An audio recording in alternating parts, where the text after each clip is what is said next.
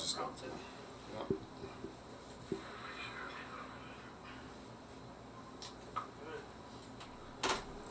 Phone's on silent. Brother Chad. Yeah, I gotta put my phone on silent.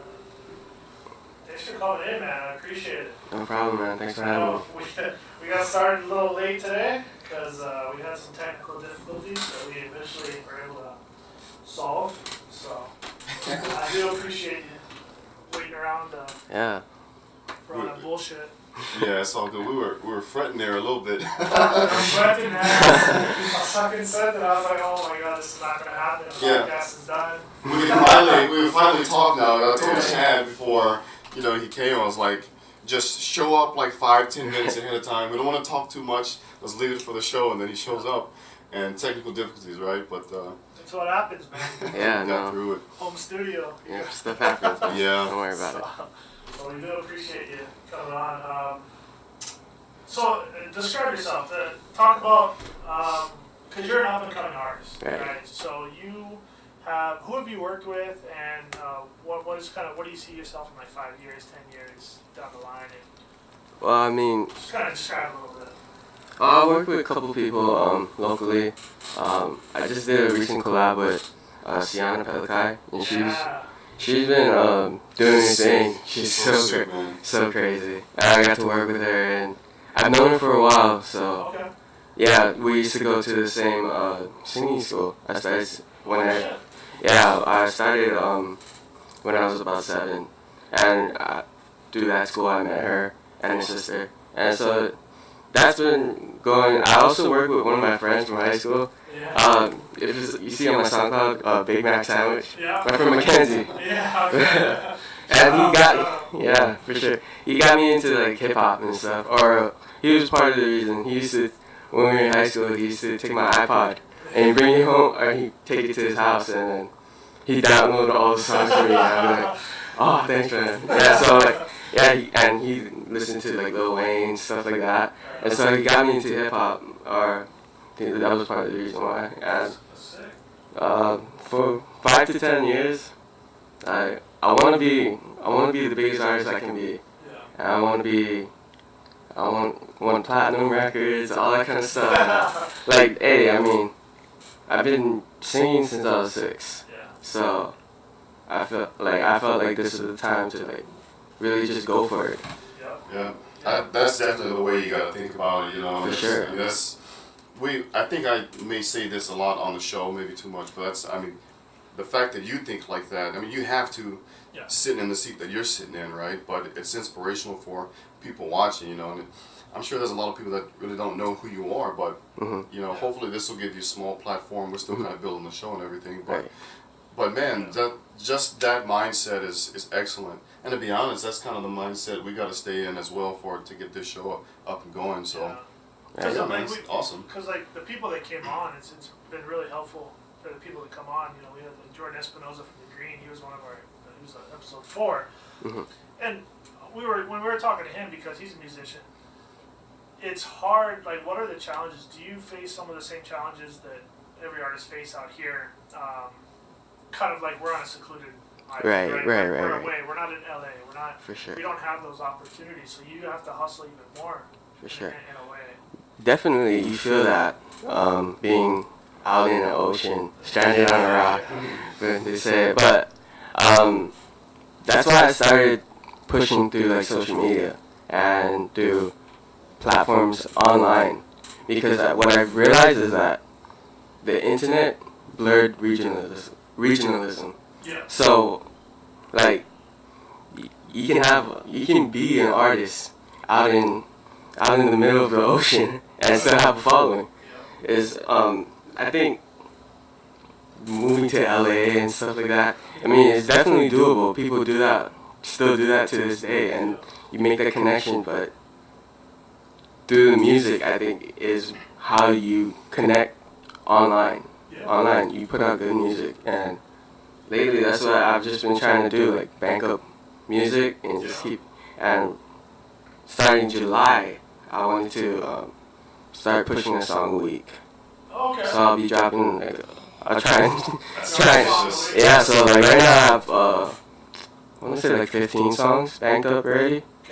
So I can. Available on SoundCloud, yeah. Yeah. So like, well, 11 on my SoundCloud, Yeah. and then I have like 15 I didn't release yet. Oh shit. Yeah. So I want to keep the momentum going once I start. So Right on.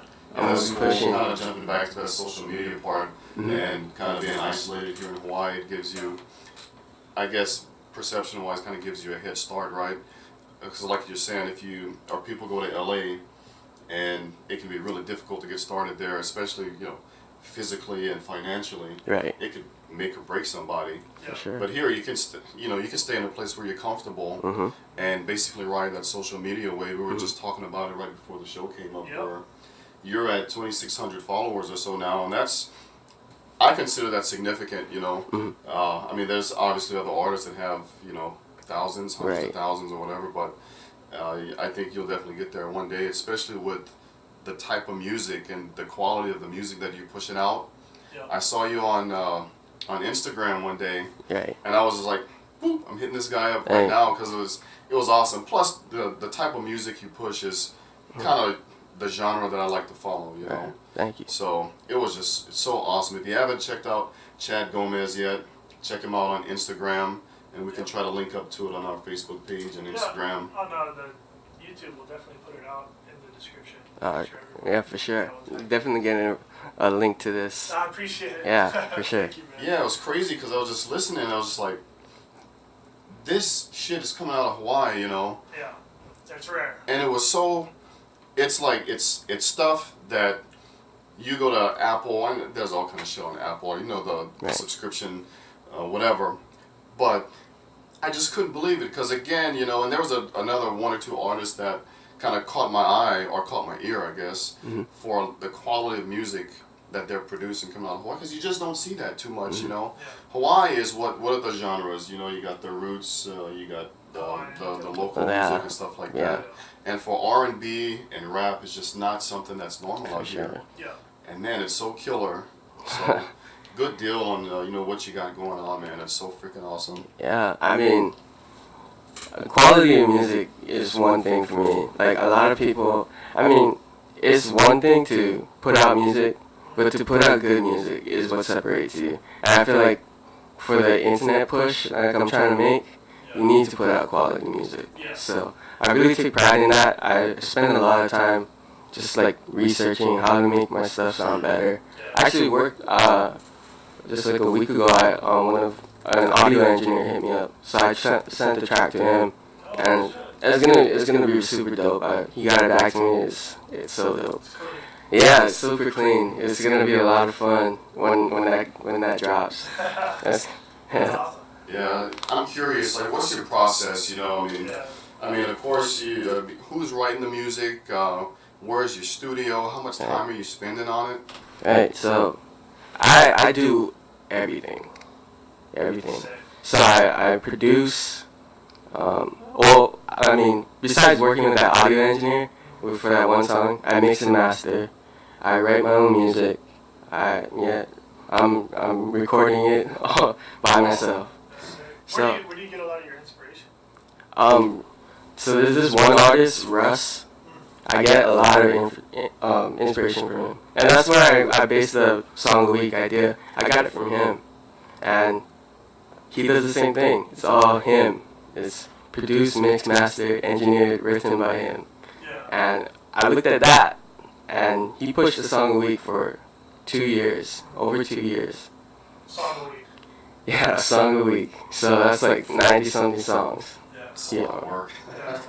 Yeah, and I'm sure. Have you guys heard of him before? Depends. Russ. Maybe. It's possible. Yeah, he just had a concert down. He sold out Blaisdell Oh shit. in December.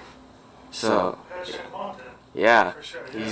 he's 2-time platinum artist. Yeah, for sure. I'll put you on his music album. Yeah, no, for sure. Maybe we can get But- a lot too. That'd be cool. No, well, I mean he's probably gonna have to wait a long time. But yeah, no, but that's where the inspiration came. It's like I followed him because you don't see that often. It's just a straight grind. Like he was in the same position I am, but he was able to make something out of nothing. Yeah. And that's, I feel like for every upcoming artist, if you're not striving to push that kind of heights, Right. like, what are you doing? Like, I feel like that I see myself in him. Right. Yeah, for sure. Have you ever been able to actually talk to him, or you follow him? Nah, Or yeah, just get the I inspiration? follow him. Like, it's funny because when you hit me up, I was like watching all of his interviews, like basically just trying to like capture what he's trying to say and what he's putting out, because whatever he's saying, like, I want to try and emulate in my music and in my career, that to push it, because he's a model.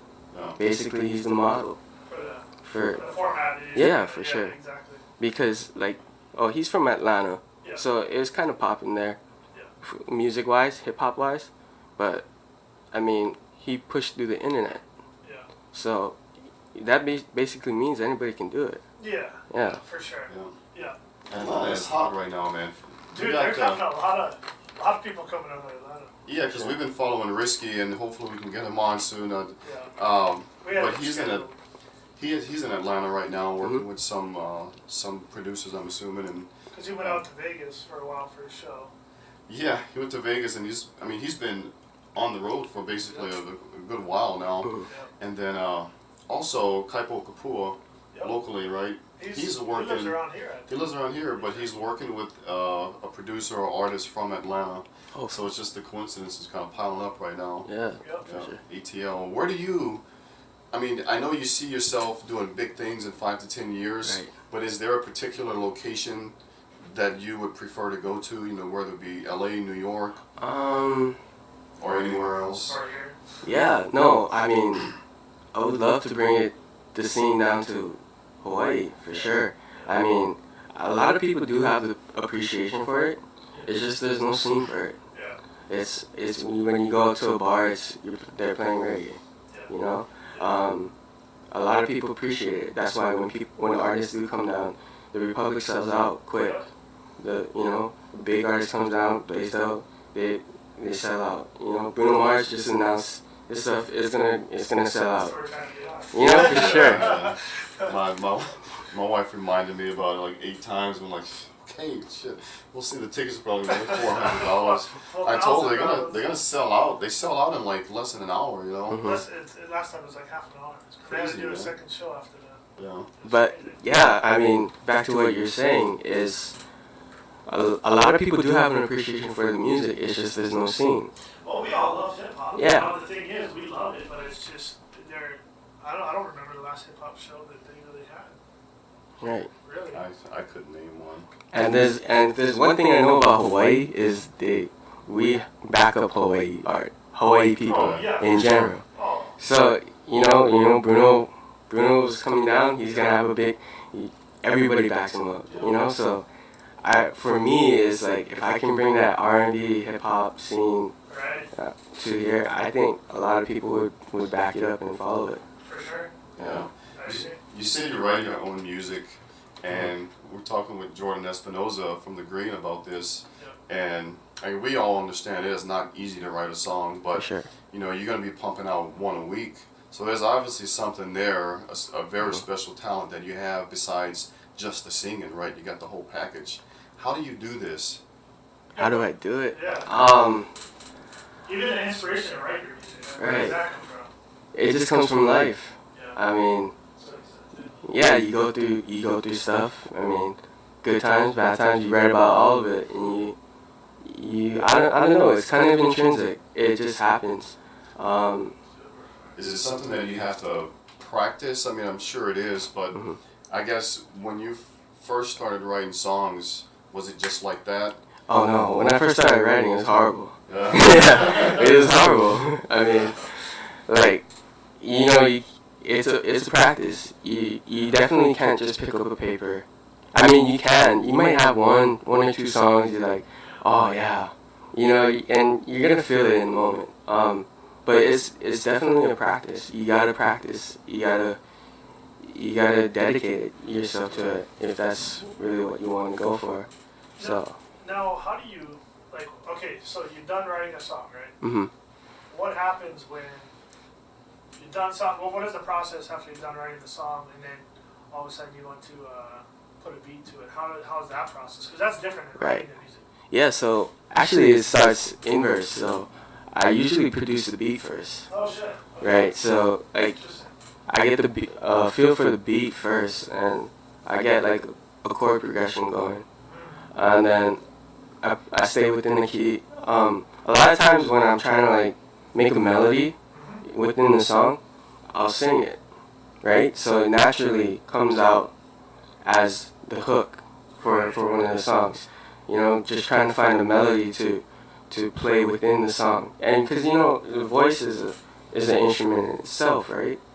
So naturally you want it to all blend. So while I'm producing, I'll be singing, trying to find what's gonna groove within the beat, and then once I finish the beat, then I'll usually start with the hook of the song. If you don't, for R&B, hip hop, if it doesn't have a good hook, it better be straight bars. for hip hop. But like, a hook can really make or break a song. Yeah. For sure. So like, I'll start with the hook, and then I'll write the verses, and then from there you record it. Right. That's pretty dope. Yeah. Thanks. Awesome. Yeah. Where's your studio? So my studio is in my friend's house. So I live in Waiwa, and I've grown up with my friends, Braden and Brendan Leong from Kapili Roofing. Shout out to them.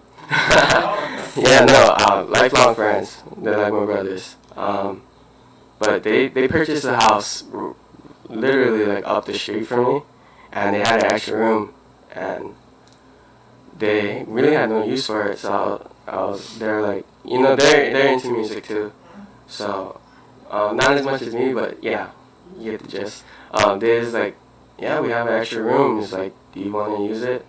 I was like, yeah, for sure. I mean, like, prior to that, I had like just like a setup like this in my room, and I was just plugging it straight into my laptop, recording. And yeah, some of my YouTube videos are like that. So it's definitely a blessing for me to have come in contact with them, and they've helped me a lot with that. Yeah. So boys, Yeah, no, for sure. Definitely some brothers. Is your studio like Hustle and Flow, with Terrence Howard, where they stapled up the cardboard fucking things? I forget what they're called. Oh no, it's not that much yet. I got a bunch of posters and stuff, like all the inspirations. If you've seen one of my last IG posts, it was the video, you can see all the inspirations I have. It's that top right one. Yeah, I don't know why I'm curious about the soundproofing. Right, this one? Or this one? Yeah, that one. That one right So yeah. But yeah, it's just studio. We kind of decked it out a little bit. No, that looks really cool. Yeah, there's like some Michael Jackson, Chance the Rapper, Russ. Oh yeah. Yeah. So You there's have the different camera angles too. Yeah. Post Malone. Yeah. J. Cole. Oh, Post Malone, yeah, for sure. Yeah. He's been blown up too. Yeah, I definitely want to capture his style. Yeah. All right, the essence of him, R&B, hip hop. Right. But yeah, I mean, they've helped me out a lot. Just sort of giving me a place to work, separate work from home, giving me a place to think, like write, create. So it's definitely a blessing. Yeah. A lot of people give the opportunity, so it's awesome to have that support. It's probably with anything, right? I mean, the people we've interviewed, there's always a support network, Mm-hmm. And just that story alone right there with the studio and your buddies is really cool. Super vital. Yeah. The support group is everything. If Like, you don't have that, it's hard. It's hard because a lot of times it's self-doubt that gets a lot of people. Yeah. Like it gets me. It's like, oh man, is this a fire or what? Like, you playing it back, it's like, oh man, I don't know. But then when you have that group of people that just lifts you up, Yeah. I mean, it's super vital. Like, especially when you're trying to do something on your own like this. Yeah. Especially when you're trying to finish a song, I'm sure, like, you need those people there to support you, to push you over that hump, because Right. you go through those lulls and those, Right. those areas of dryness, Mm-hmm. you know, and I'm sure the boys help out. Yeah, they always listen to my stuff, giving me feedback. Good. And they'll be honest too, like if Not just you some, know, just want to hear yeah, like, and that's what you need too, someone to keep you in check. So Exactly. Yeah, with that support network, I think that's why it's so important for, you know, if somebody has a talent, mm-hmm. and there's a lot of shy people out there with talents, right? Right, You gotta somehow find a way to come out of that shell, right, because it's not very likely that you're gonna get to where you want to be without that support network. for sure. And if you're shy and you're stuck in that shell, you're not gonna be able to build that support network, right? And a lot of times you need more than just your family, right? Right, As a support network. Yep. So that's Right. really Well, important. because I was talking to him about this. I'm a little introverted. mm-hmm. You know, I've been a programmer for a long time, and Mhm. I grew up by law, but you know, it's like I hide it well. But I Mhm. started this podcast as a way to like help me To break out. to break Right. out of that introversion. You know, it's helped. Yeah. You know? No, I mean, sink or swim kind of mentality. yeah. I mean, for me, it was kind of like that too. I mean, I've always been around stages and I've always been performing. But inside, I've always been introverted in a sense. Like, I won't say too much. Yeah. Like, but it starts with self-confidence. I think that's something that's changed for me a lot in the past year. Went through a pretty hard time last year, and I started really just like focusing on music as the outlet. And through that, it's like I built a lot of self-confidence to the point where it's just like I really don't care like if people don't like my music, because it's just like I know there's people that do, Yeah. and so I just put it out and just try and put out the best music I can. We're not trying to please everybody else. Yeah, You know, I not mean, everybody, because yeah. you're not going to be able. You're not gonna be able to please everybody. It's an impossible goal, but that's good. Have you ever gotten to a point where, you know, because you've been doing this for a long time, but have you ever gotten to a point to where you've done it so much, and maybe you've gotten thoughts in your head to where like, I just don't see it going anywhere, and you started to maybe kind of walk back a little bit or step away from the game? For sure. I mean, that's happened to me a lot. I mean, not a lot, but I mean, it's definitely happened to me. Like I said, I went through a hard time, and prior to that, I wasn't even really doing music at all. It comes in waves, but I think what I feel now is way different from what I've ever felt before. I've always been able to go back and forth. You know, I was in sports, so I mean that took up some time too in high school. But I've always been able to find my way back to music. And what's changed this time, I think, is the self-confidence and the ability to just persevere. Because it's happened a lot, and I feel like this time around is just different. It feels different. Now, you grew up going to the Lua, Right. right? So there's a lot of stars that have actually come out of play Lua, right? You know, in football and sports Right, and stuff right. like that. Who was the latest one? Oh, the Quarterback. Oh my God. current quarterback or No, a few years ago. Colt? Wasn't Colt Brenner? Right? It was Andrew Manley, Yeah, and then Brian Moniz. Yep, Moniz, yep. absolutely. Moniz, Right. yep, that's it. Good job. Yeah, so no, growing up, I mean, those were the idols. I mean, like I used to grow up watching them, and I was at the state championship game in '07. So it's like growing up, that's all I wanted to do. Like, and you know, me and my brother played. My brother played. He was a couple years older than me. Yeah, so we growing up, we was into sports. We played football. That's part of the reason why I got into hip hop too, is because hip hop and sports are synonymous with each other. Fucking locker room. Right. Jamming before the game For starts. sure. Yeah, man. Yeah, I got goosebumps. Thinking I played football. Yeah, me too. Bring back Yeah, I memories, played man. For sure. Bulldogs. I was playing, but even the show Ballers with The Rock. They play some Never hip hop seen right that. before, bro. Every time the song comes on right in the intro, bro, I'm ready to go. I'm like, oh. I watch. I'm a Saints fan, so I love watching Drew Brees in the huddle right before the game, and they're like jamming, and the whole team is just like going. Oh man, I hate to break it to you. I'm a Vikings fan. I'm a Green Bay fan. Oh man. Oh, yeah. Old school rivalry. Yeah, man, that's cool. This might be a dumb question, but how do you like growing up in Wahiawa? Oh man, I love it. That's like, you know, like a lot of people take pride from where they're from, especially down here. Regionalism is a big thing, but I genuinely love it, and it's not necessarily the location, but the people I've met and the people who've impacted me, kept me going through hard times and stuff like that. Exactly. Well, even Jordan Espinoza from Wahiawa. Oh no He way. still lives there. Oh for sure. Yeah, he still lives there. So it's like cool that that little spot has so much talent coming out of it. And that used to be our spot. In Waialua, we didn't have anything. Right. We had I hang out with a lot of Still, Waialua. we still don't. We had Pizza Hut, and then we had a couple of restaurants and stuff. But we'd come to Wahiawa and Mililani to hang out. We'd go to skate park all the time. But Wahiawa, they have a small skate park. Yeah. Hey, so yeah, okay. so they tore it down a couple of years ago. No, but that's the thing. So my friends Brandon and Braden, Yeah. they spearheaded the project to get it back up. So Oh shit. yeah, shout out to them. Like Yeah, dude. they grew up skating, so Yeah. that's one of the things they wanted to bring it back for the community. Yeah. And yeah, so they got it up about last year. That's awesome. Yeah. Same location. Yeah, same location, everything. Sick, Yeah, man. super dope. We're gonna check that out. Super yeah, dope. that's really cool. Yeah.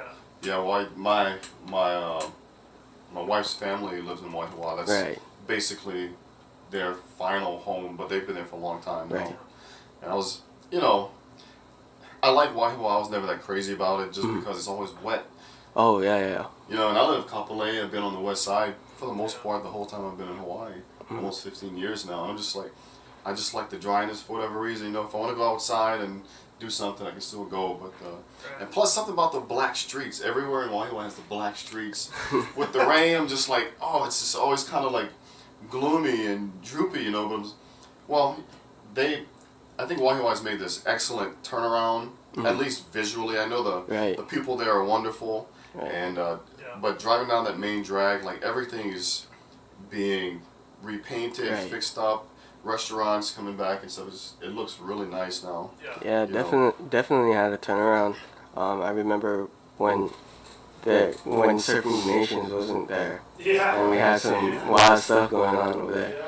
So I mean, big turnaround, and I think it's really good for the community.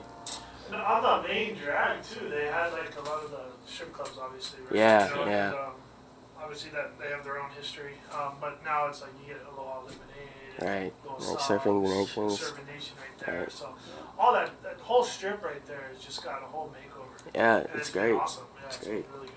Yeah, you don't want strip clubs on the main drag. Keep them on the side over there. Yeah. Keep them hidden at least. Yeah, there's still one on California Ave, so There's still I that mean, one, Daddy, what's Club right Texas? there off on the left. So, oh man. Yeah. So I'm curious, how much time do you spend? And I understand it's really difficult to kind of estimate that because it's on any given day it could be different. But I mean, your world obviously revolves around music. Right. How much time do you spend doing it, whether it's writing, producing, whatever? For like in the studio or just like Studio, home, writing, whatever, and just. that's every day. That's all day, every day. I mean, for me, it's just like I could be playing a video game, think of a melody, turn off my mic, just start still playing. Right. Thinking about it, keep on writing. Like, I mean, studio wise, I mean, summer just started for me. I go west Oahu. Yeah, so it's been. Yeah, we're brother Owl. Or what is it? What's the master? Puels. Yeah. Yeah, so I mean, studio wise, now that it's been summer, I've been getting consistent 4 or 5 hours, almost every day. What are you studying in school, if you don't mind? Psychology and sociology. Oh shit. Yeah, so. My ex-girlfriend still lives here. She's a good friend of mine. She just graduated psychology degree. Oh no, just no way. Like a couple weeks ago. Yeah. Yeah, so she just had her stuff. You probably had a couple classes. Well, maybe it might have been more different classes. I think she took some of her general studies at the end. So. But yeah, it's pretty cool. Good job. Yeah, West of Wahoo was up and coming, kind of off topic, I guess, but Yeah, a little bit. But yeah, we can talk about cool. anything in here. So Yeah, no, for sure. Yeah, that's right on, man. pretty dope. So, I mean, Lele Hua, my son goes to Lele Hua. Oh, for real? Yeah, he's gonna be a senior this coming year. What's his name? Jaron Andrews. Oh, okay. Yeah. And he loves it there. I mean, Right. his first year in high school was at Campbell in Eva, and then we pushed him over to his mom pushed him over to Lele Hua. She's a alumni there as well, right? I didn't have much say in the whole issue. She's watching. Anyway, it's been great for him, you know, because Campbell is just crazy. Campbell has like 2,000 students over capacity, but you know he went to Lele Hua, and it took me a while to understand it, but it really is just a much more homey kind of feeling over there. Yep. And the feedback I got from my son was that the teachers they'll actually sit down and talk to him and work with him and stuff like that. It's a community, and I think that's what gets everybody that comes out of Lele, especially, it got me for sure. It's just a community. Everybody genuinely cares about each other. Is he in the football program? He was. He's not. Yeah, I mean, when, like, the coaches over there, crazy. Like, one of my brother's classmates was homeless, and one of the coaches took him in, and it's just a testament to how community driven they are, how caring they are, and it shows. It shows in the kid's character. Yeah, and I'm sure that shows in some sort of way through your music. I mean, you're not gonna be singing about for sure. stuff, right? But something there about just Wahiwa in general and the community, family, and even your high school, where it just, you know, it built something there in you, and when you start writing your music, it's there showing itself somehow. It's humility. They preach it a lot. Humility is what really it is. It's being humble within your platform, and just writing about what you know, and that's what I know. So it definitely resonates in music, and when I start dropping stuff, you'll definitely hear it. Yeah. That's awesome. Nice. I want to go back just a little bit. You said you started singing at 6 or 7 years old. Right. Yeah, that's a good. Yeah, I mean, was that something at that age where you knew you had a talent, or was it, you mentioned that you went to like a music school. Right. Was it just something that you wanted to do but hadn't really didn't notice that you had a talent yet? It was always intrinsic. I really wanted to start singing when I was about 4. My mom would play music around the house, and I'd throw like these little concerts in the living room. And it was like one day, I was about 4 or 5. I couldn't even read. My mom was like, "You need to start reading before I actually take you to singing lessons." So I started reading, and sure enough, she enrolled me, and yeah. So I mean, I always knew music was something for me, and ever since I was 4 years old. And I think that's the reason why I've been pushing hard, is because I want to prove to that 4-year-old kid that, you know, like, this is what you've been meant to do. For sure. Yeah. That's super important too. Yeah. Like that's what drives you. Yeah. I had my mom passed last year, right? So Right. she was a huge supporter of all the things that I do, right? And I wasn't able to show her anything of my own before she passed. So after she passed, everything started working, and everything started like. So in a way, it kind of drove me a little harder to do all the things that I've been waiting on. You know? Nah, I definitely feel that. So it's crazy. Yeah, my grandma passed. She was one of basically, like, she lived down the road from me, so we were there every day. Yeah. And my grandma passed in December of 2016, and I definitely can relate to that. It's just the intrinsic drive to show that what they've done for you doesn't go in vain, and I feel that every day. Yeah, and definitely with my mom, it's like she works hard. You know, she doesn't come home until like 7 o'clock, and I see that. And I don't want her to. You want to help out. Yeah, for sure. Yeah. That's as sons we try to feel like. Yeah.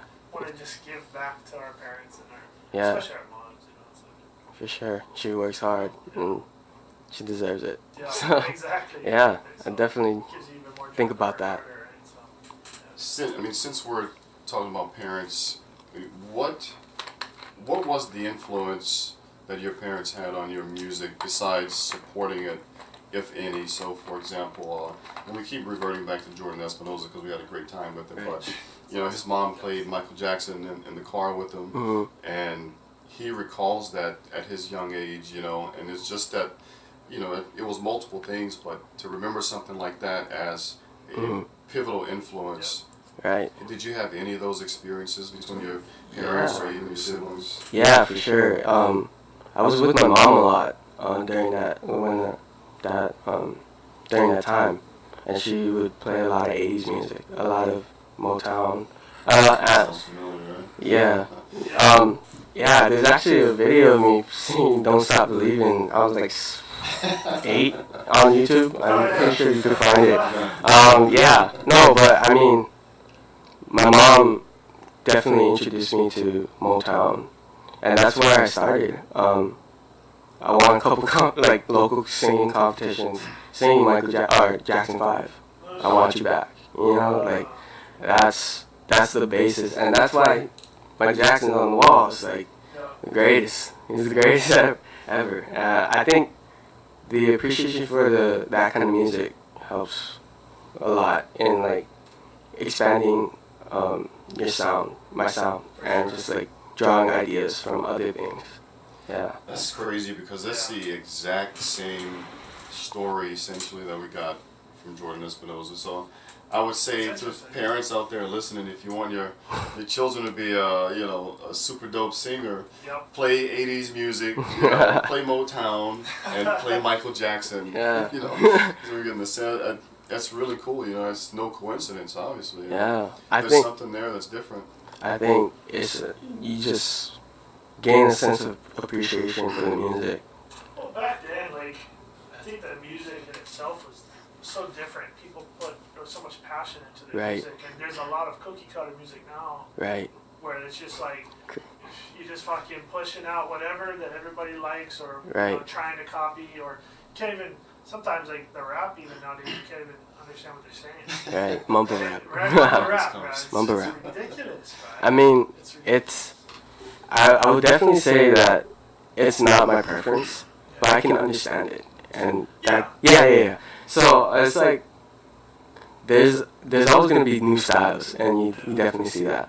But yeah, I mean, when you learn to appreciate the things that came before you, and you add new elements to it, you can make for really great things. And I think that's what you see with Bruno Mars too.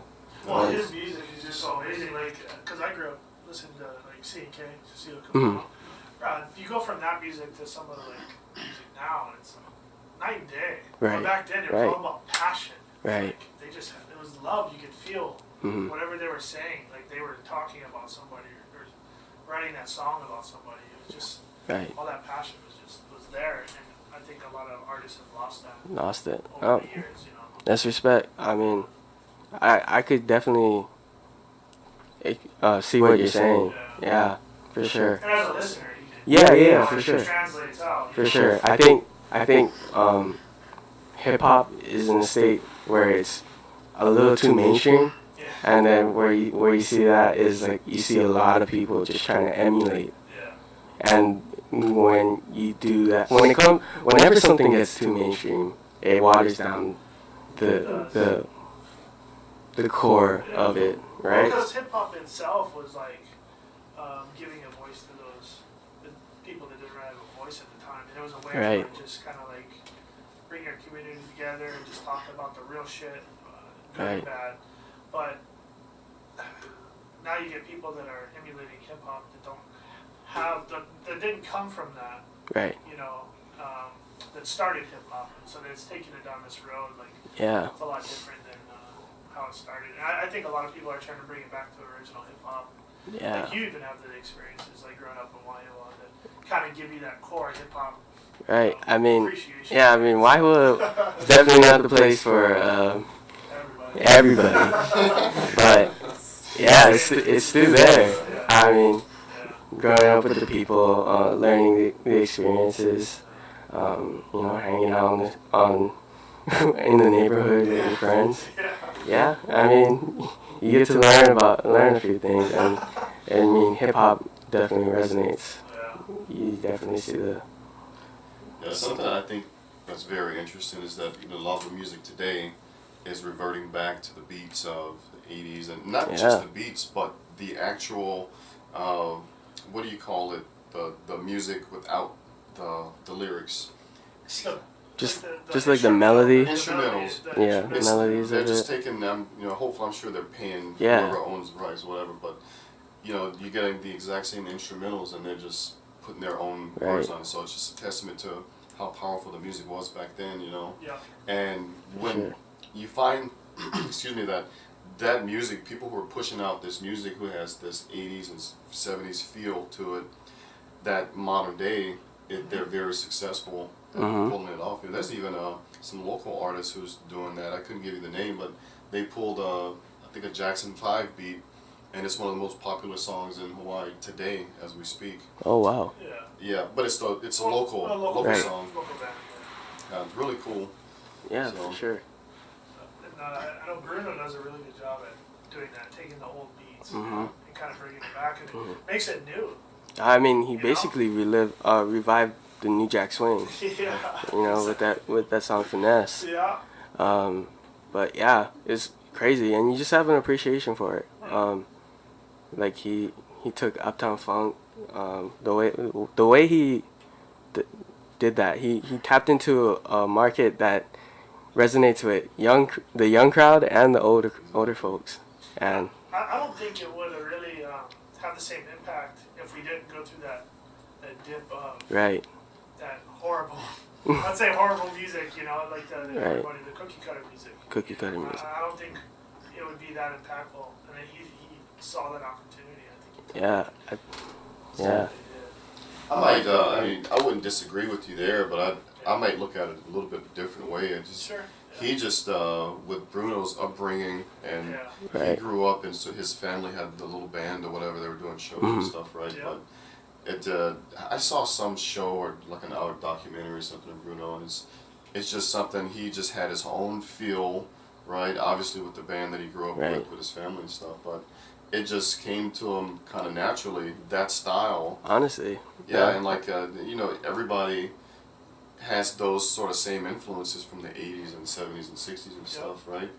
But he took it and it's like what he's pushing out today is the same music from back then, but it's got the modern twist on it, And whatever he's doing, he pulled it off perfectly, Honestly. Hopefully you'll be there. He has the formula. I mean, like I said, he's able to captivate a widespread audience because of what he's doing, and that's big ups to him. And that's something as a musician I would like to strive for. Yeah, and speaking of Bruno, you mentioned he's coming back for the concerts here. So the Green and Common Kings are going to be opening for Bruno Mars. So that'll be the second time the Green opens for Bruno Mars, and I really hope Jordan Espinosa's mom gets to see Bruno, because she's a huge fan, man. Huge fan. Oh, same. My mom is. I'm telling you, man, we're really trying to get him on, so we gotta touch the Green. I know, and like. If anybody has any contacts, let us know. I know. And it's a gamble, right? As you win the lotto if we could pull this off, but you never know, because like sometimes these guys as big as Bruno, they're willing to just hand out, hey, you know, support the local. That's good, man. You know, so hopefully we can pull that off. We'll see. And my fingers crossed for that. Yeah, exactly. Yeah, really cool. Yeah. What other kind of things you do in Hawaii to, you know, your spare time, the things you enjoy doing? Like going back to with my friends is like, they all started powerlifting, back in high school. I would always work out with them because I played football. So as of late, I've been powerlifting. I've been training for that. So that's also something that I like to do in my free time, is just really dedicate myself to that. I actually got a competition going in Maui in August. Yeah. So I mean, I'm gonna be in Maui for that competition. That's awesome. Yeah, USPA powerlifting. Wow. Yeah. So I mean, it's gonna be my first one, so I'm super excited. Yeah. I've been working for about a year. About the same time I really pushing music on my Instagram and stuff. But yeah, it's super dope. It's gonna be a lot of fun. I've been training a while for it, so I'm looking forward to it. That's awesome. Yeah. So what goes into preparing for the powerlifting competition? Like what really goes into it? So it's a lot of strategic moving. Like a lot of people, you can just train, but then you gotta know your numbers. You gotta know how to calculate things. You gotta know what you should be doing this day, like percentage-wise, like how much of this weight should I be moving for how much reps. And it's just a lot of calculated movements. Yeah, and eating, keeping a pretty strict diet. I haven't been doing too well on that. So, but yeah, I got some time, so I'll be alright. But yeah, just knowing your body, knowing what you should be doing, and how to plan it out. Planning it out is honestly one of the hardest parts. Like when to peak your strength. You don't want to peak too early. You're gonna feel exhausted before. It gets so scientific right nowadays with all that. I mean, I was some years back, probably 5-6 years ago. I was into running a lot. I run the marathon and stuff like that. And my buddy and I were going off this a marathon plan from this guy named Hal Higdon, which is some super marathoner or whatever. Right. And day by day, I think it's kind of what the gist you're getting at. Day by day, there's very specific things you have to do, especially with the nutrition. And then you gotta have that week after 3 or 4 weeks. You kind of back off a little bit, take it easy, right? Let your body regenerate. Deload. And it's crazy. Then you have all these supplements, so GNC. You walk in there and it's just like, I don't know what the fuck I'm looking at, man. Yeah. So it gets really technical and crazy. Yeah, for sure. But eventually you understand, like, your body's like a machine, and you just gotta take care of it a certain way and get it at its peak performance. You gotta even like understanding like what lactic acid does to your body to shut it down and your muscles and tighten up, and it's really interesting when you start learning about some of that stuff and how the supplements help. Are you big into supplements at all? The basics. So like protein, amino acids, creatine. Yeah, just like real basic stuff. Not trying to overcomplicate things. Keep it simple. That's the best way, I think. Yeah, for sure. So you're basically in a league of sorts, right? USPA. You don't really see the other trainers or other competition too often unless you train with them. So it is what it is. Yeah. But so do you compete against other guys? Yeah, you do. It's more like I look at it as a competition to myself. Like I need to beat my personal record.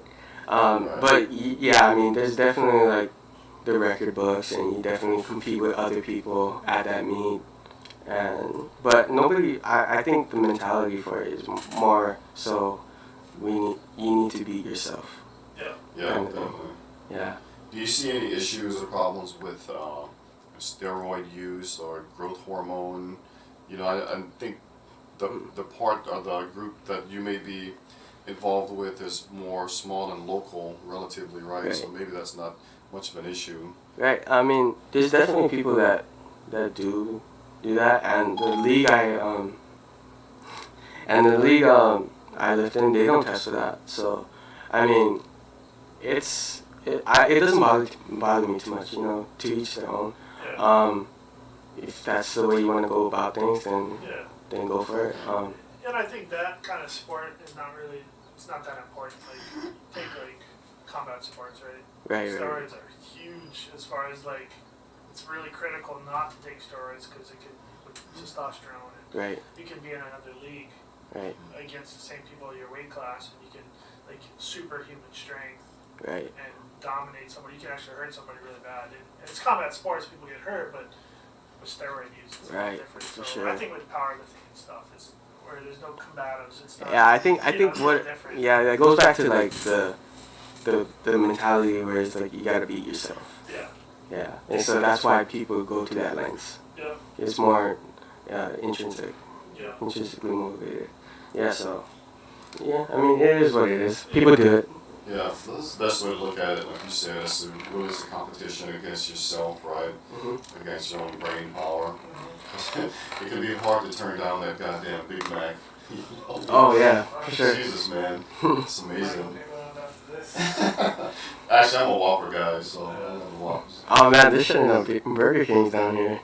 They're shutting down Burger Kings. Yeah, the one in the line shut down, I think. Yeah, no, me and my friends were about to go the other day, and we were looking at it. I'm like, you see this?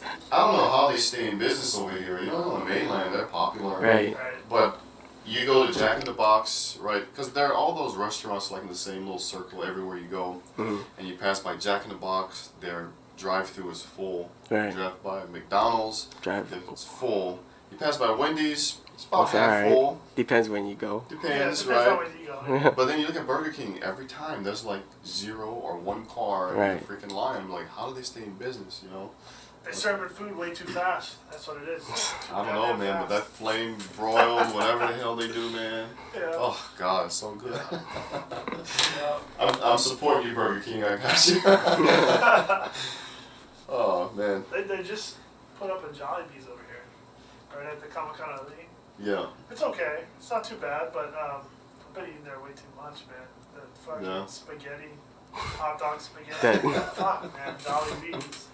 What the hell are we talking about right now? Fast foods.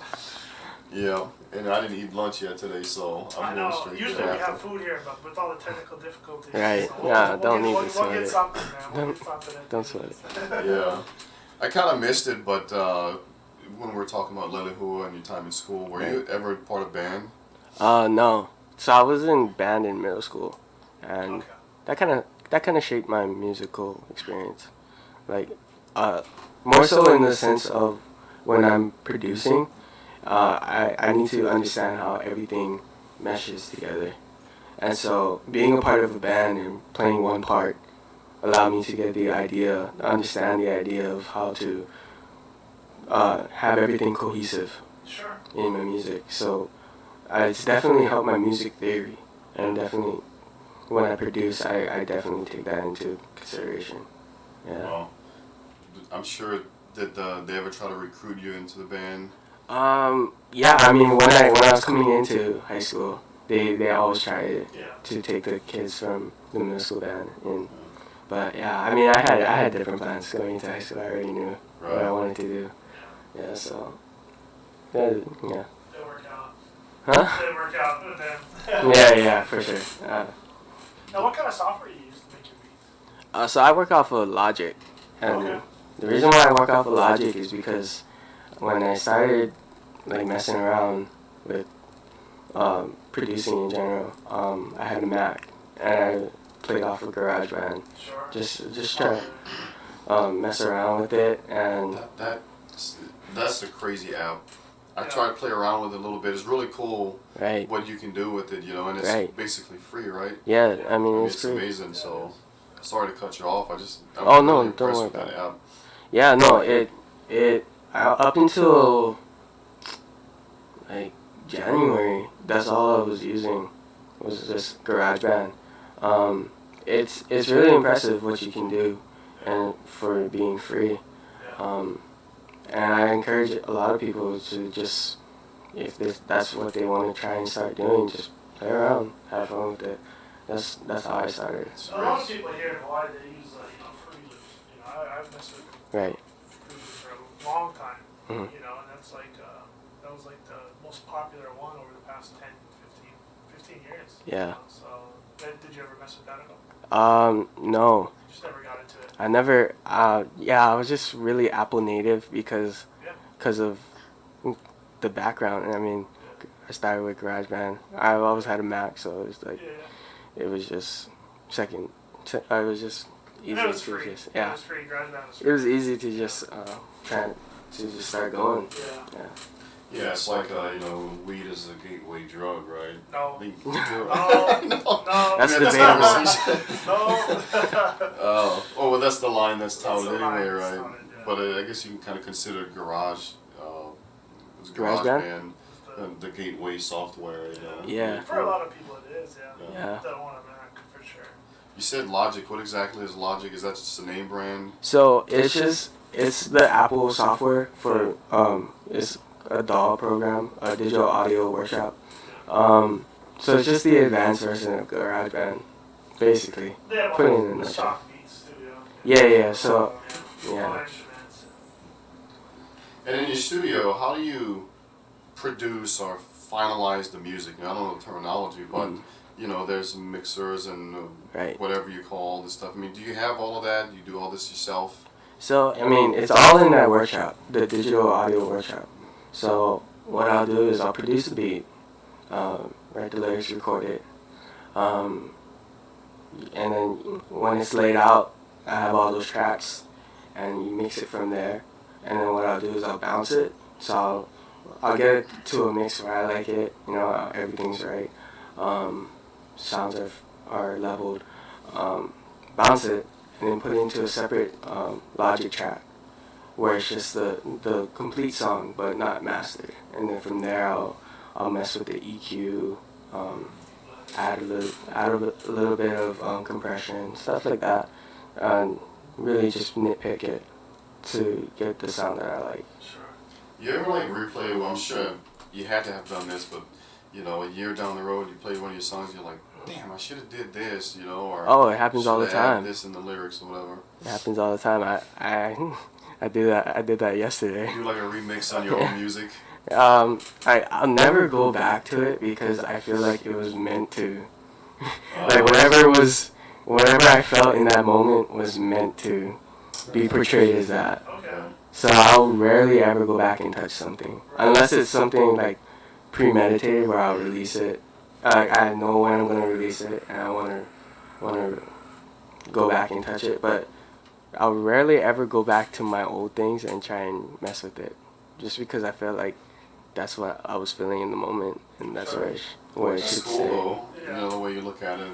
Besides, you could probably, if you do think of something that would be considered an improvement, then you can basically jot it down and maybe use it in the next Yeah, few pieces of work, right? that's definitely happened too, where you think of an idea, it's like, oh man, it would have been so great to put it right there, but then it's like, no, we're just gonna make the next track is just gonna have it, and it's like you keep on adding ideas and it keeps on growing. That's yeah.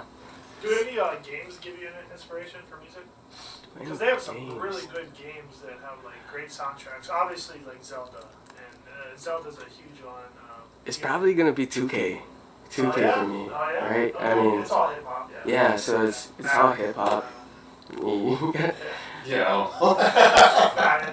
Madden. Madden's hit and miss sometimes. They have some good games. But yeah, I mean, the sports games, like I said, hip hop and sports synonymous. So I mean, I think 2K, what they do, how they try and tap into the culture is you see all kind of crazy stuff that is from the culture. They just had that Dancing Dan guy. I don't know if you guys and Nick Knack.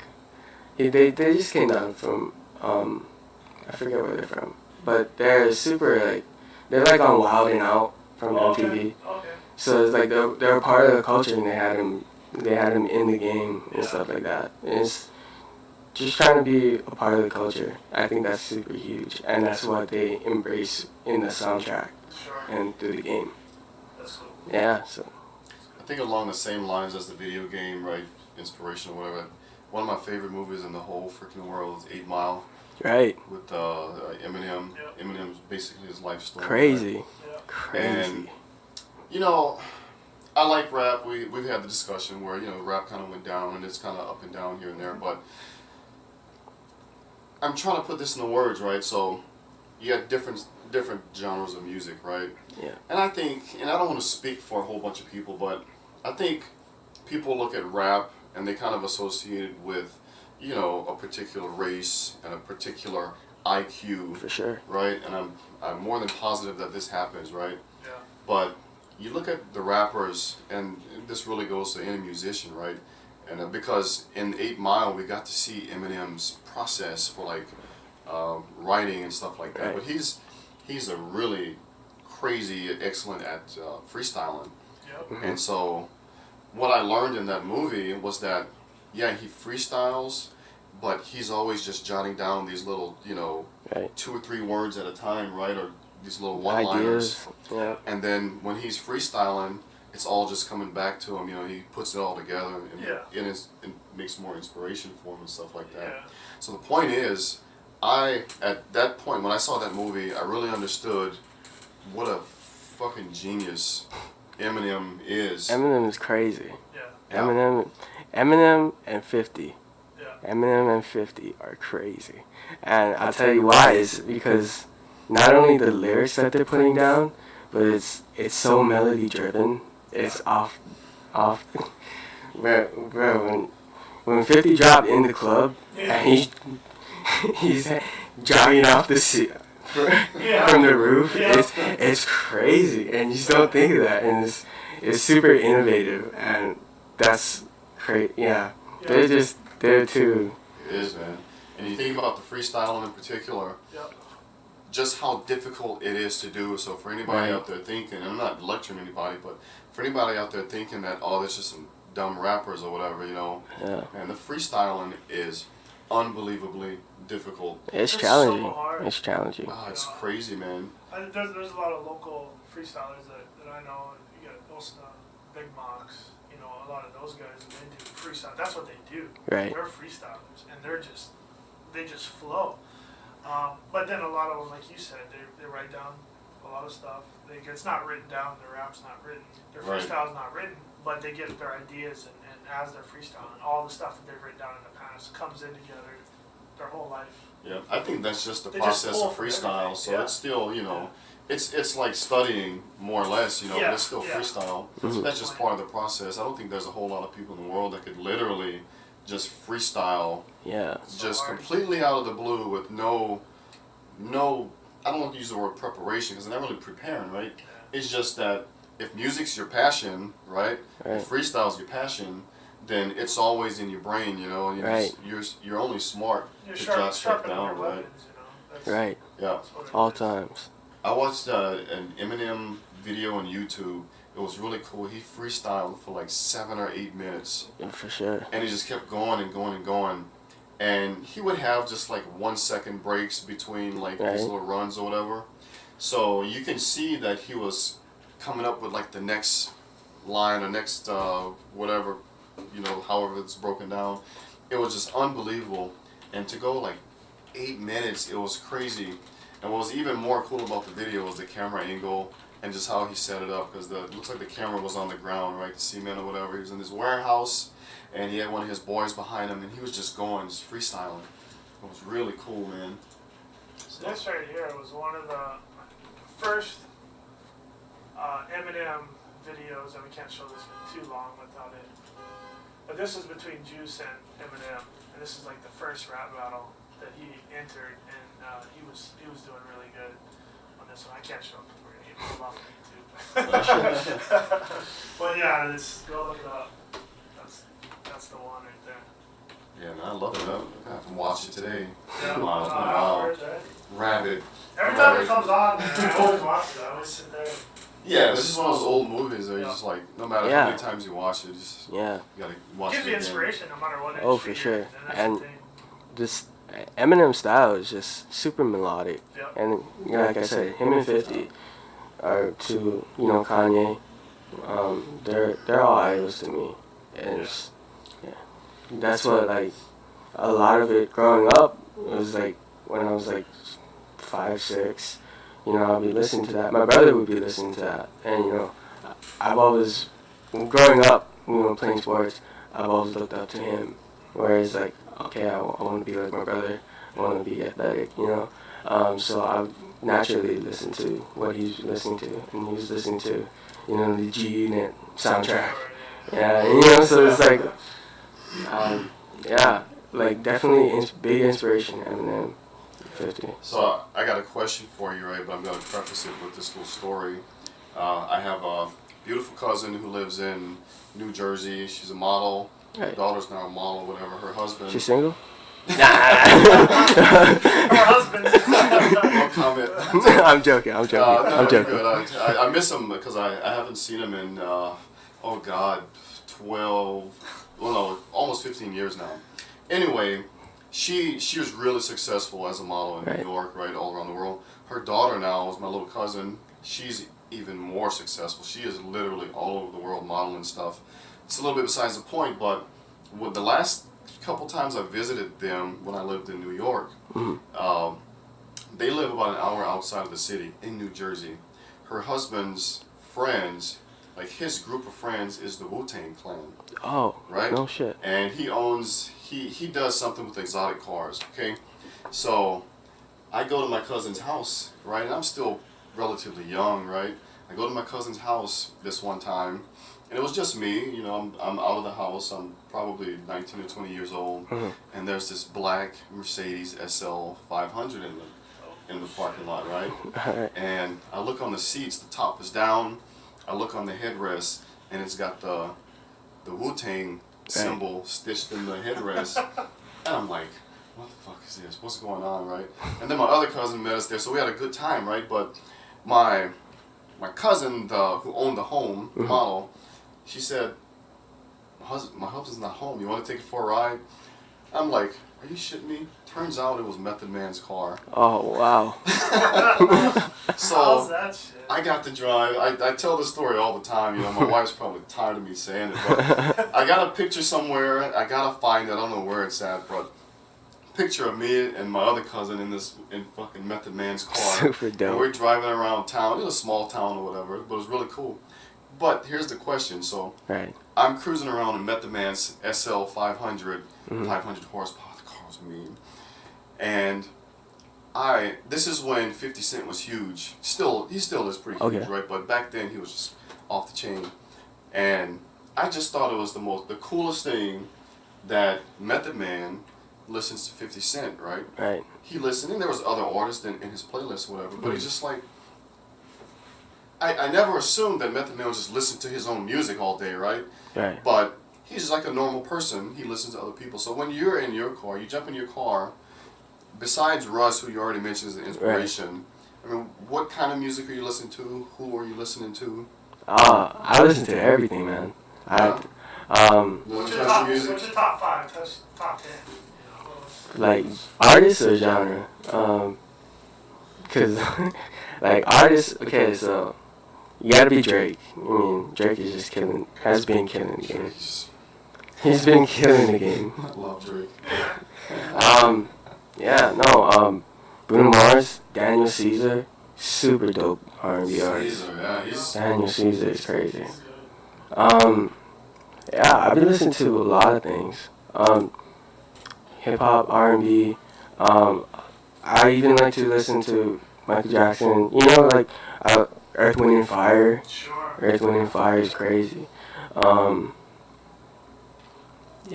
healthy mix of stuff. Yeah, for sure. And I think it's important to always be listening. Always be never just one track minded on a certain genre. A certain.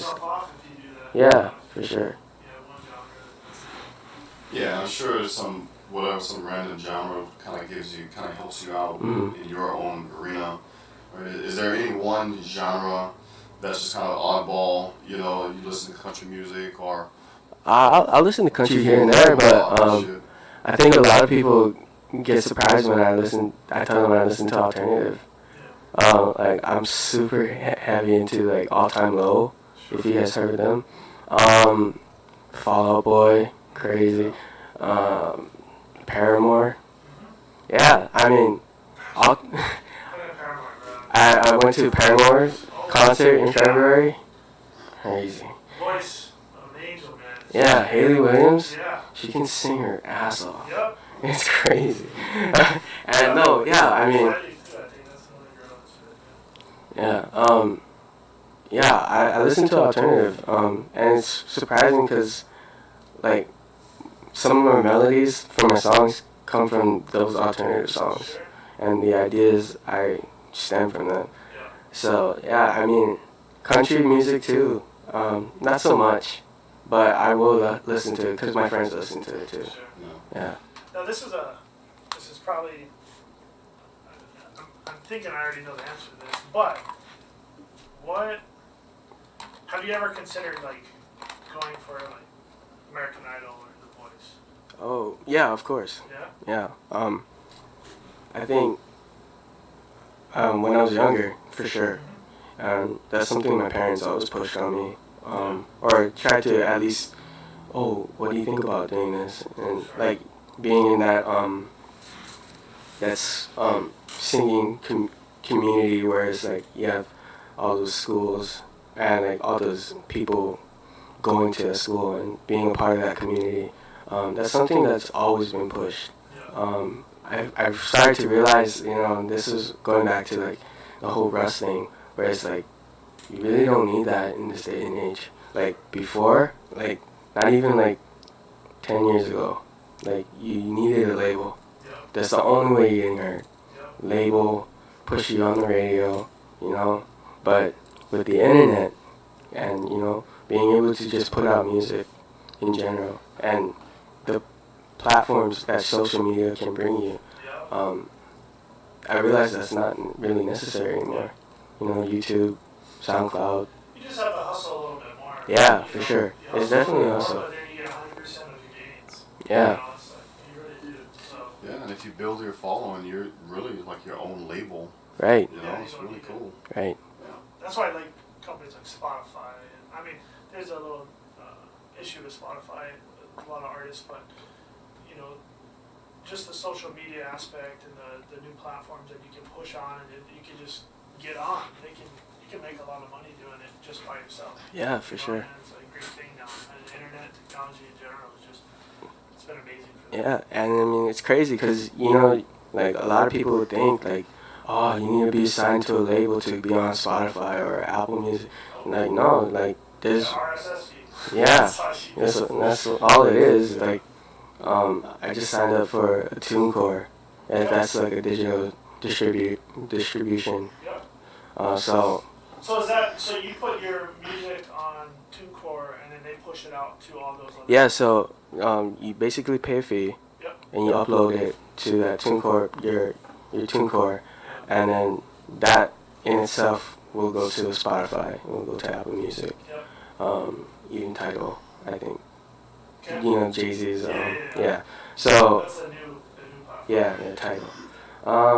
But yeah, I mean, going back to that whole American Idol thing, at first it was like, oh yeah, we should try, like, but as I've gotten older and seen like how people are doing it now, it's not necessarily an option I'm willing to pursue at this point already.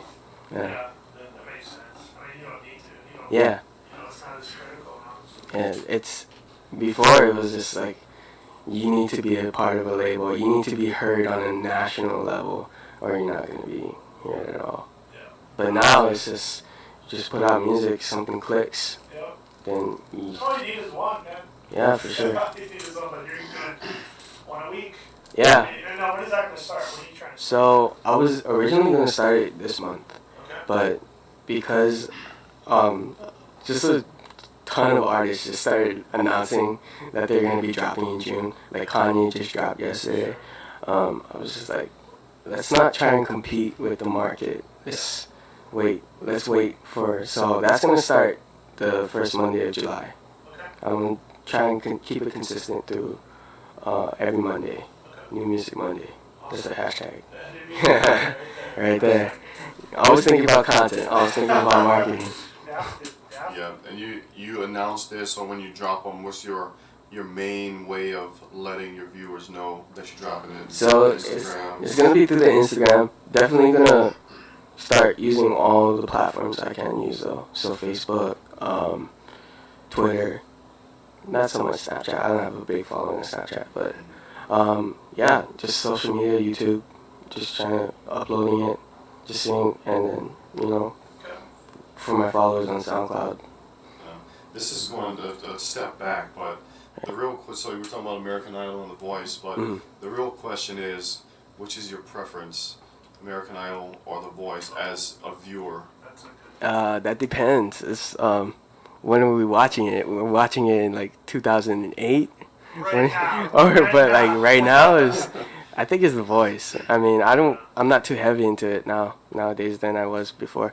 But like when you're growing up, like that's what my family was watching, American Idol, and that too in itself is like exposure to different genres and different styles, and that's something that's also super dope because I got to watch Kelly Clarkson, I got to watch Carrie Underwood, Jennifer Hudson, different stuff that I was being exposed to, different from the things I was being exposed to as a kid that I probably wouldn't have listened to had I not been watching that. So that's big ups to them. Oh, that's awesome. Yeah, because it's been an inspiration for a lot of people. I know they just had a really good season of American Idol this last time. This most recent one, it's been really good. And they won a trip. The winner won a trip to Hawaii. Really? So she's coming out. This is the revamped American Idol? Yeah, the one that. Okay. What's his name? It's on NBC or something now, or No, it's not. I think is it's, well, I watched it on Hulu, so I don't know. Maybe it is. yeah, no, because it was on Fox and then it changed. Well, because Simon Cowell doesn't own it anymore. Yeah. It's under, what's that guy's name? He's everywhere. The host.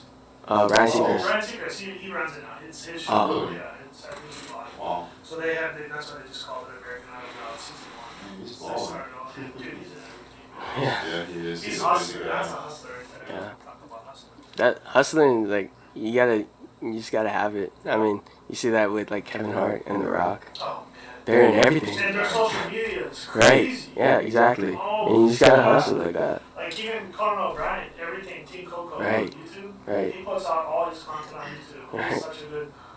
They did Kevin Hart, Ice Cube, Conan O'Brien driving the car. Ah, I seen that. Bro, I it's seen so that. fucking funny, dude. I want to watch it again after we're done. Yeah. Yeah. Yeah. You know, The Voice was really weird. I don't mind watching it, I guess, but I'm kind of a science guy by nature and by the industry that I work in. So I'm always kind of breaking stuff down, right? And with The Voice, it's really awkward, the format, right? I think it's cool how they find artists who are normally kind of already established, right? Right. But the panel has to pick members, right, in their team. So they pick so many members for their team. Right. But then after they pick their team, they have to compete their own team members against each other. Right. So they know they have to kick people off their own team, which I think is just the craziest thing. So it seems like at some point in time when they're picking people on their team, they're thinking, okay, I need to pick somebody. Yeah, I need to pick somebody who I need to be able to kick off with no problem, right? So it just seems kind of counterintuitive. No, I mean, that's definitely one way of looking at it. But also, too, is like sometimes people will sing a song and it doesn't capture the essence of their full voice. And what happens? Yeah, so they'll sing a song and they might get noticed and they might get picked for a team. But when the coach actually picks it for them, and like when you see like people who've had experience and they pick a song for you to sing, then you're not playing to what they want to hear. Right. So it's one way to look at it is like, oh, I just need to pick someone to boot off the team. But a lot of times it's like they want to hear something. They're looking for something, and they're not too sure if they can hear it. Yeah. So that they'll pit them against someone who's similar to them, and see who's really bringing it. Right. Yeah. No, that's a good way to look at it too. Yeah. It's Yeah, it actually really very is. optimistic way to look at it. Yeah. So in a lot of your videos, you're playing guitar, Right. right? Is there any other instruments you play? I mean, I started with the ukulele when I was small. I think everybody does when growing up in Hawaii. Yeah, so ukulele, guitar, keyboard. Keyboard came about a year ago when I started playing with a band, but that fell through. So, but I always kept the keyboard. Always started learning. Keyboard, I'm getting better each day. Drums is here and there. I know how to keep a simple beat, but that's about it. Yeah, I mean, growing up in band, learned how to play trombone. So I was a trombone player. I was too. I was too proud. Small. Oh, the triangle. No, I played that too. You can ask my mom. She did. Yeah. Yeah, no, so guitar and keys are mainly what I play. But that's really all you need.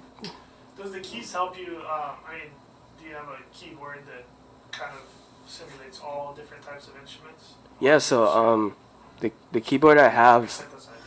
yeah, no, so the keyboard I have, it's like you plug it into your computer, and then it basically uses all the you can control all the computer sounds from there. Okay. So it allows me to have a lot of control over my music. Yep. You know, find the right sound, find, Sure. yeah.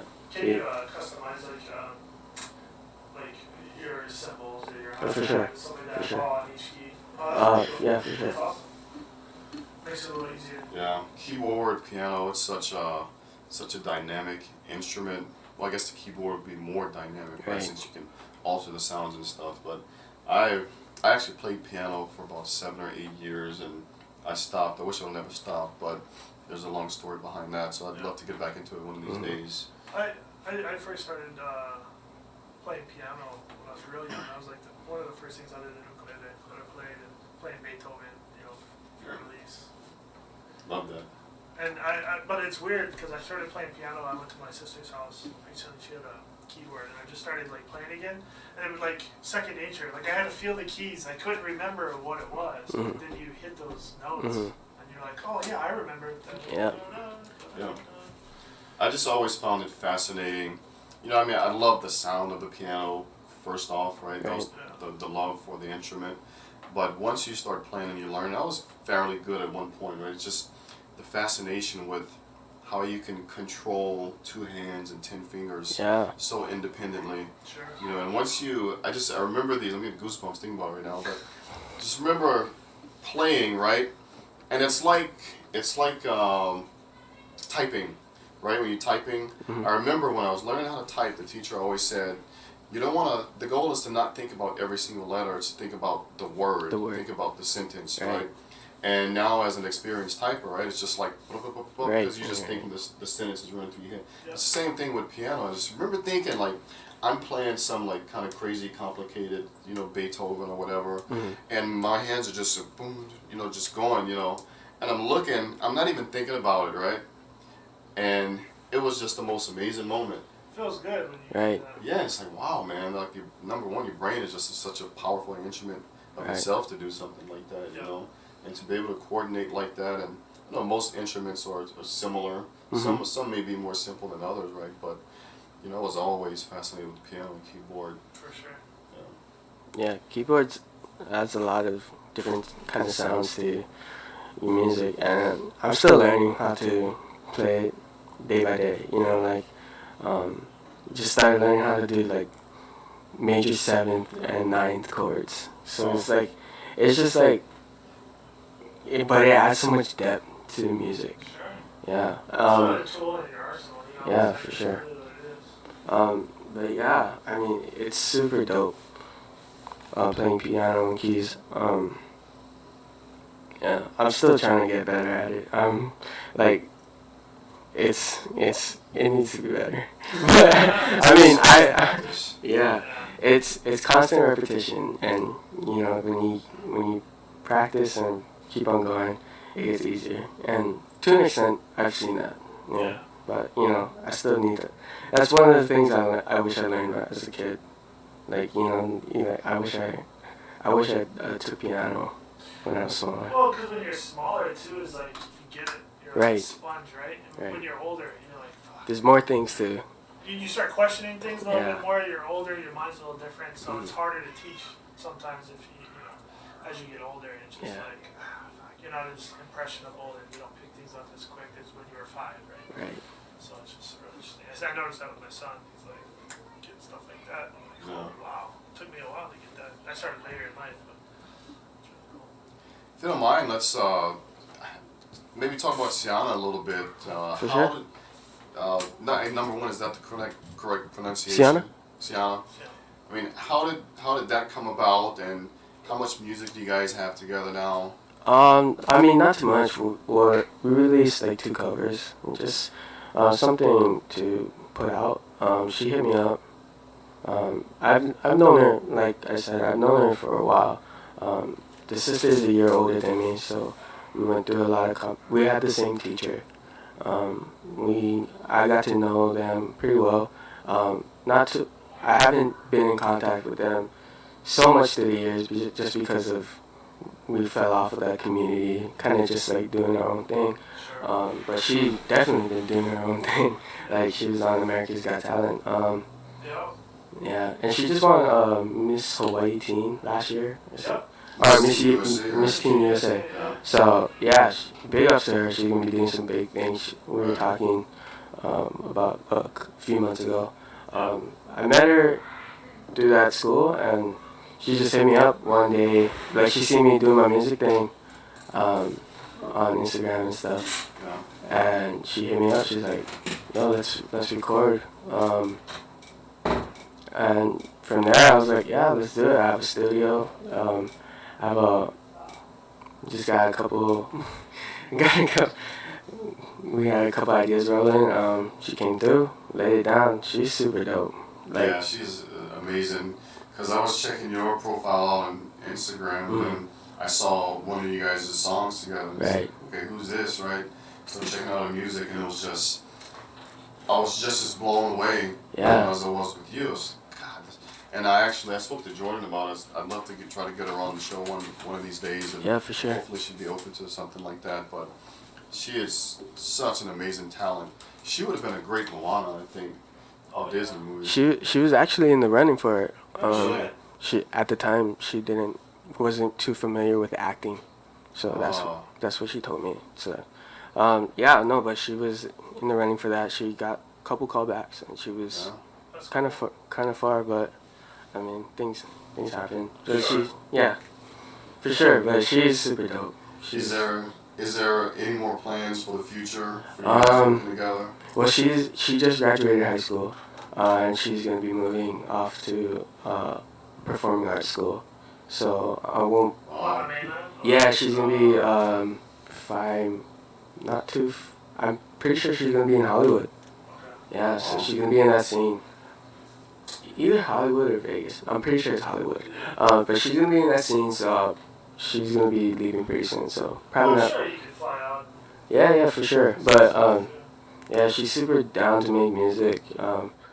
We work well. Together. But yeah, I've been looking forward to a couple collabs with some other local artists within the area. What, like who? So I have one of my friends from high school. Again, his name is Keon, and he goes by Keys, and he's a rapper too. So I'm looking forward to working with him. I also got another neighborhood friend. He goes by Hakuman. We call him Pomado. And he's like an R&B singer too. So a lot of stuff looking forward to. Definitely want to collab. That's one of the growth hacking things. Sorry, I didn't get that. Sorry, Siri. Serious? Yeah, no, but collabing is super huge, especially if you're trying to go that social media route, because like I only have 2,000 followers, but Sienna has 8,000 followers. So it expands your market. And you know, it was never about like that for me personally, because I just like working with her. She's super dope. Yeah. Yeah, exactly. Super talented. Yeah. Like, it's just- So, but like collabing is super huge, especially if you're trying to, you know, expand on your. Your music that you guys wrote together and that you made, it was really good. Oh no! Oh, I mean, those were covers. So yeah, but yeah. that's what I'm saying. Like when, like your guys' collab that you guys did, Right. it was really good. Like it sounded really good. Thank you. And like you singing a certain part or playing music, Right. like it was really nice. Thank you. That's all on SoundCloud. Yeah. So one of them's on YouTube, or both of them's on YouTube, and then one of them's on SoundCloud, because SoundCloud has like that whole I can't think of the word, copyright stuff. So one of the instrumentals, yeah. No, it's actually a good thing, right? But yeah, no, it's I mean, the relationship is there, right? The music relationship. Oh, for sure. Yeah. Hopefully, you know, it may be very useful that in 5 years when you're in a certain place and she's in a certain place, and you know, For sure. can sort of recombine the musical talents, you know. And I think just going back to what I said earlier, when I saw the video with you two guys, just the quality was unfreaking believable. Thank you. I couldn't believe. Thank I had to double check. I was like, this is Hawaii? Yeah. Can't be, man. Yeah. So it was really good. Yeah, he Thank sent me the video. He's like, "Hey, check this out." I was like, "Let's get him on the show. Yeah. Let's go." Thank you. Yeah. Yeah, I mean, it's definitely about making connections too. Like, So it's good here in Hawaii. It's Yeah. really- for real. Especially in Hawaii, it's who you know, and just having those kind of opportunities. So, Yeah, I didn't realize Wahi was that deep with the sort of R&B theme, you know? oh, yeah, I mean, it's, we got a few artists that it's more than just reggae, and it's Right. more than the mumble rappers coming out. You know, I mean, and that's no diss to them. It's like that's what you like to do. That's what you like to do. But yeah, I don't know, maybe something in the water over there, just like R&B stuff like that. Yeah. Well, there's definitely something in Lake Wilson, but Oh, yeah. Talk about that. no, man, yeah, Wahi it's an awesome place. Yeah, for sure. The The Green Lake. Oh no, it's So, legendary. Yeah, we're gonna be doing probably a remote podcast with Lopaka, the guy that took over for Glenn Grant from the Milwaukee Files. We had him on Right. last a couple weeks ago. Oh yeah. Yeah, so that was a good episode, but he wants to do a remote one at a haunted location, and so we're gonna think about doing that. So coming up. But I appreciate you coming in, man. Yeah, for sure. Thank you so much. If you want to do any shout outs, let anybody know No. what you're doing. We'll put all the links in everywhere and make sure we put you out there. So Yeah, for sure. Just follow my Instagram at Chad underscore Gomes and GOMES. GOMES. Yep. And yeah, be pushing music all July. Got some cool things planned. Got shooting a music video next weekend, so that's gonna be super dope. Shoot it over to us, man. That'd be awesome. Yeah, no, for sure. I'll definitely send you guys a clip and something. But yeah, I appreciate you guys having me. Like, Of course. I mean, Get sometime, man. yeah. Especially once you start getting up there and For sure. see what you're doing, we'll check in on you. For sure. I mean, I know you're trying to wrap it up, but no. What? It's like that's another reason why I was so willing. It's just because being where I am at now, if I was to come back, I need to be somewhere bigger. Right? You know what I mean? It's sick. So it's another intrinsic motivation.